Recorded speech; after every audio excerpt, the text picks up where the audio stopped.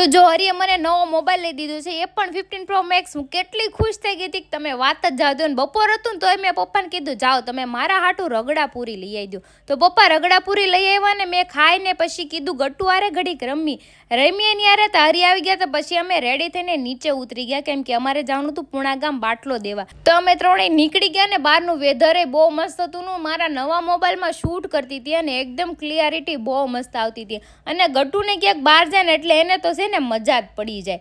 અને પૂણા ગામ અમે આવી ગયા અને ગટ્ટુ જાતા આવે તો રમવા જ માંડ્યું. પછી અમે અહીંયા બાટલો મૂકીને પછી અમે યોગી ચોક વયા ગયા કેમ કે મારે ચાર્જર લેવાનું હતું ને કવર લેવાનું હતું. તો ત્યાં ગયા અને કવર લઈ લીધું ને ચાર્જર લઈ લીધું ને આવી ગયા ઘરે. તો અમારા બેનને નેલ આર્ટ કરવા હતા તો મેં નેલ આર્ટ કરી દીધા.